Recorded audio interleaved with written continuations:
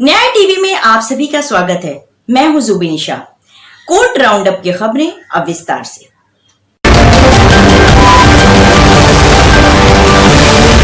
आखिरकार रिया चक्रवर्ती को एनसीबी ने गिरफ्तार कर लिया।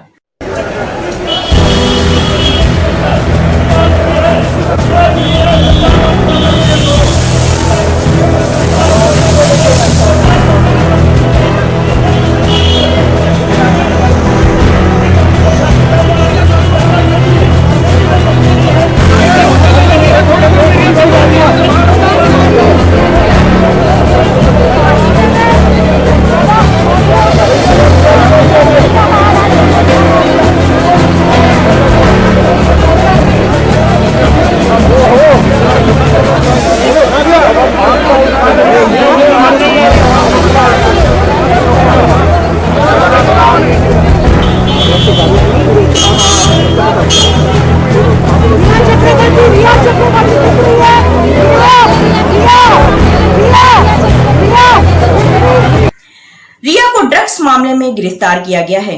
मेडिकल रिपोर्ट के बाद वीडियो कॉन्फ्रेंसिंग के जरिए एनसीबी अदालत से रिया की डिमांड मांगेगी।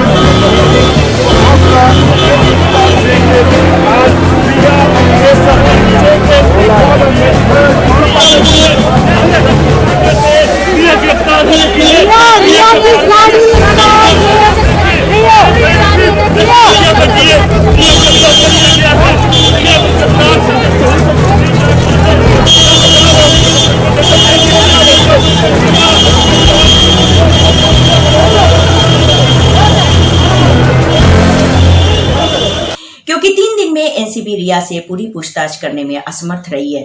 रिया से पूछताछ के लिए एनसीबी को अभी और समय चाहिए, लेकिन सवाल ये उठता है कि क्या रिया को गिरफ्तार किया जाना जरूरी था?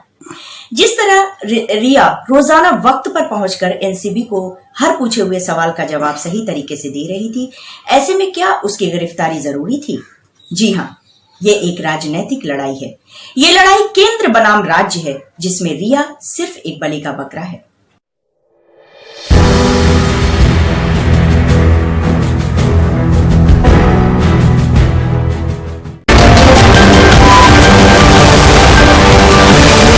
बिहार पुलिस के डीजी गुप्तेश्वर पांडे ने कहा कि रिया की गिरफ्तारी से ये बात अब सामने आ गई है कि रिया के संबंध ड्रग पेडलर से थे।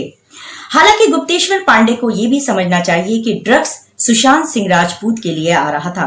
साथ ही गुप्तेश्वर पांडे ने ये भी समझाना चाहिए कि बिहार में जो एक एफआईआर दर्ज हुई थी वो ड्रग्स मामले में नहीं बल्कि सुशांत राजपूत की मौत की गुत्थी को सुलझाने के लिए की गई थी, जबकि अभी तक सुशांत की मौत की गुत्थी जस की तस पड़ी हुई है। लेकिन हमारी संवेदना सुशांत के साथ है, सुशांत के परिवार के साथ है, इस पूरे देश की संवेदना है। पूरा देश जानना चाहता है कि इसमें क्या हुआ। अब जब एनसीबी इसका इन्वेस्टिगेशन कर रही थी अपने मामले का, ड्रग पेडलर्स का, उसके साथ रिया जी के कनेक्शन का, तो कुछ ना कुछ साक्ष्य आए होंगे, उसी के आधार पर गिरफ्तारी हुई होगी। तो I don't want to go into details of all this, but I can tell you कि I am not very excited और not I don't have any reason to be happy और अनहैप्पी। खुश और ना खुश होने का मेरा व्यक्तिगत कोई कारण नहीं है। I only want that truth must come out कि what is the mystery behind this Sushant case, that mystery has to be unfolded। वो रहस्य पर से पर्दा उठना चाहिए और ये चीजें उसमें एक पहला कदम है। सीबीआई की जांच एनसीबी की जांच से जुड़ी हुई नहीं, सब चीजें आपस में मिली हुई हैं। जैसे सुशांत की केस करते हैं, बात करते हैं, मामले की बात करते हैं, तो दिशा सालियन के मामले की बात क्यों हो रही है? सीबीआई उसकी भी जांच क्यों कर रही है? हमने न्यूज में देखा है। तो सीबीआई वो मामले की जांच कर रही है, सीबीआई दिशा सालियन के मामले की भी जांच कर रही है, और उसी तरह से रिया चक्रवर्ती का नाम इस केस में है, उस पर सीबीआई काम कर रही होगी, उस पर मुझे कोई टिप्पणी नहीं करनी चाहिए। लेकिन ये तो स्पष्ट हो गया ना कि ड्रग पेडलर्स के साथ रिया चक्रवर्ती के संबंध थे। अब वो कह रहे हैं कि हम इनके लिए, उनके लिए, किसके लिए, क्यों ड्रग ले रहे थे। अब कहने को तो हम भी कुछ कोई बहाना बना कर रही है। तो ड्रग का ऐसा धंधा है जिसमें बड़े बड़े लोग हैं। ये तो पूरा, छोटे लोग ड्रग का धंधा छोटे स्तर पर करते हैं, और बड़े स्तर पर जो ड्रग का धंधा होता है, इंटरनेशनल मार्केट की बात करते हैं, उसमें तो बड़े बड़े लोग होते हैं। औकात का मतलब होता है स्ट्रेचर। तो मैंने कहा था, I didn't want to hurt her और anybody. My intention is not, मेरा संस्कार ऐसा नहीं है कि मैं किसी को दुखी करूं। My purpose was not to hurt anybody, to humiliate anybody. It was a spontaneous reaction कि स्ट्रेचर उनका नहीं है कि बिहार के मुख्यमंत्री पर कमेंट करें।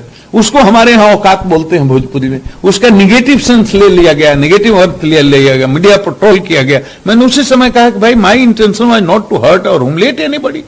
तो हमारा ये पर्पस ही नहीं था। I have never done this in my life. I have never hurt और ह्यूमिलिएटेड एनीबडी इन लाइफ। बहरहाल, रिया चक्रवर्ती भी एक फौजी की बेटी है।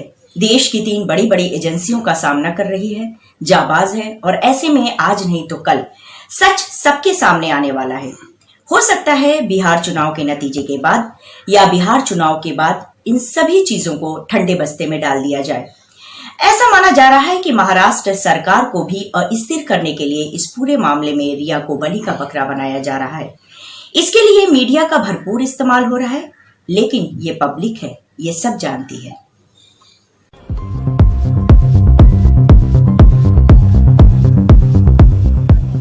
अब सवाल ये उठता है कि रिया की गिरफ्तारी के बाद उसे जमानत मिलने में कितना वक्त लगेगा।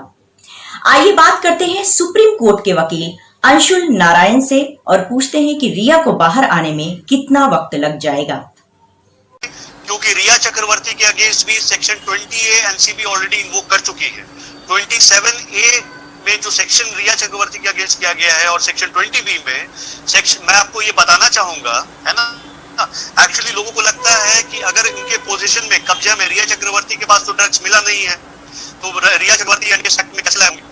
पर मैं आपको बताना चाहूंगा, कोई भी इंडिविजुअल, कोई किसी इस तरह के एक्ट में इन्वॉल्व है जहां पर किसी भी तरह का कैनबिस अगर इन्वॉल्व हो या कैनबिस प्लांट इन्वॉल्व हो, कोई भी जिसको कोई भी अक्यूज प्रोड्यूस करता है, मैन्युफैक्चर करता है, या उसके पोजीशन में है, या अगर वो उसको सेल कर रहा है, बेच रहा है, या परचेस कर रहा है, खरीद रहा है, एक्सपोर्ट कर रहा है इंटर स्टेट, है ना, एक कंट्री से दूसरे कंट्री में, तो वैसे सिचुएशन में भी एनडीपीएस एक्ट के अंतर्गत आपके अगेंस्ट एफआईआर हो सकता है।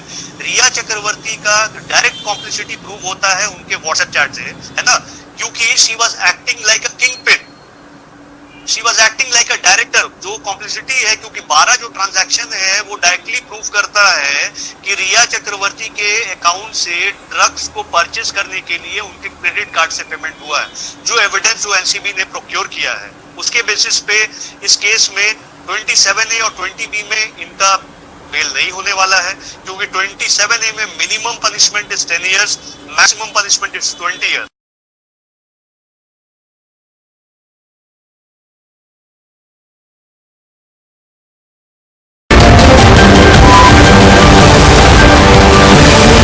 बॉलीवुड और महाराष्ट्र सरकार की लड़ाई में 2 फाड़ हैं। एक धड़ा महाराष्ट्र सरकार के साथ है, वहीं दूसरी ओर कुछ खास लोग कंगना रनावत का साथ दे रहे हैं। ये बड़े अचरज की बात है कि जहां देश में बेरोजगारी, भुखमरी और कोरोना महामारी से त्रस्त है, देश में आर्थिक आपातकाल आया हुआ है, ऐसे में कंगना जैसी अभिनेत्री को वाई श्रेणी की सुरक्षा मुहैया कराकर केंद्र सरकार लाखों रुपए क्यों खर्च कर रही है। बहरहाल, आपको बता दें कि राज्य और केंद्र सरकार की लड़ाई में कंगना रनावत भी पिसने वाली हैं। कंगना रनावत के खिलाफ महाराष्ट्र में कई मामले दर्ज हो रहे हैं, जिनमें ड्रग्स से लेकर देशद्रोह तक का मामला शामिल है।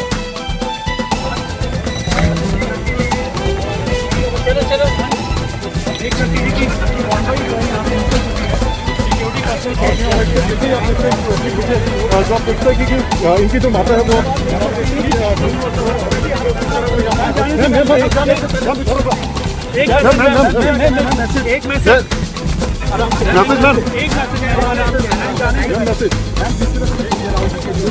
पीछे का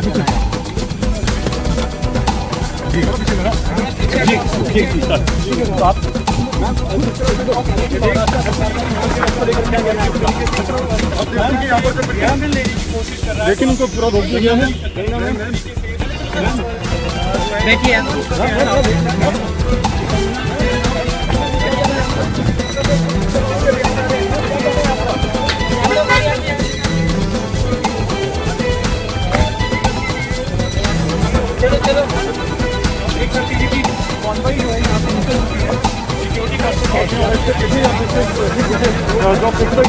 इनकी जो माता है वो पीछे की जाते हुए और उसके साथ ही जो उससे पीछे एक और गाड़ी आ रही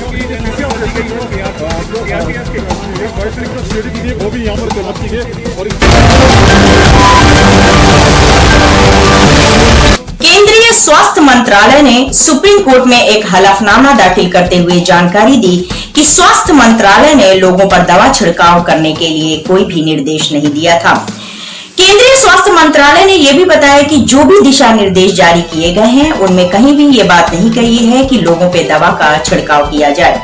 स्वास्थ्य मंत्रालय ने भी कोविड-19 के अंतर्गत लोगों पे दवा के छिड़काव को मना किया और गलत बताया है।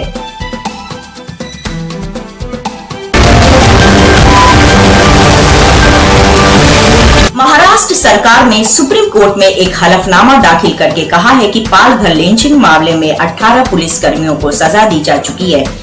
ऐसे में सीबीआई जांच का कोई मतलब नहीं रह जाता। आपको बता दें कि पालघर मामले में सुप्रीम कोर्ट में एक याचिका दाखिल कर दी गई है, जिसमें सीबीआई जांच की मांग की जा रही है।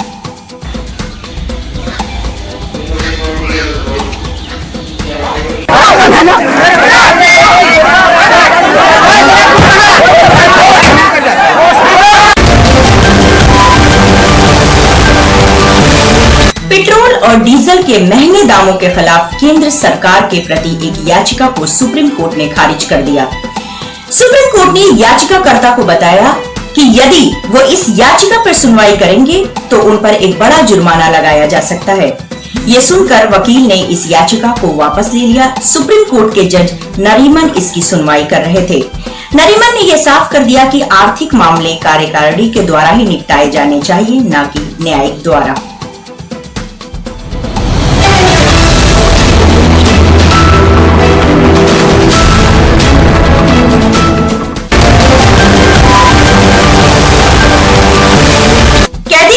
होने की आशंका पे पैरोल से इनकार नहीं किया जा सकता। ये बात Punjab and Haryana high court ने कही है। अदालत ने यह कहा है कि पैरोल एक सुधारात्मक प्रक्रिया है और केवल आशंका के आधार पर इससे इनकार नहीं किया जा सकता है।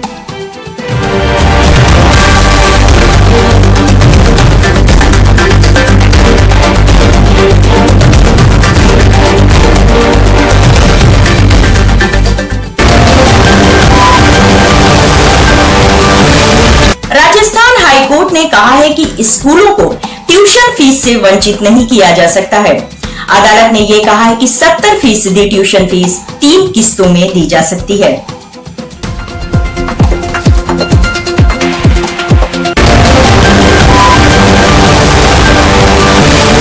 सीबीआई की ओर से न्यायालय की सहायता के लिए कोई भी वकील उपलब्ध न होने के मामले को गंभीरता से लेते हुए इलाहाबाद हाई कोर्ट ने कानूनी सलाहकार सीबीआई लखनऊ जोन को निर्देश दिया है कि वो व्यक्तिगत हलफनामा दायर कर ये बताए कि आखिर एक ही वकील को प्रतिनिधित्व का अधिकार क्यों दिया गया है।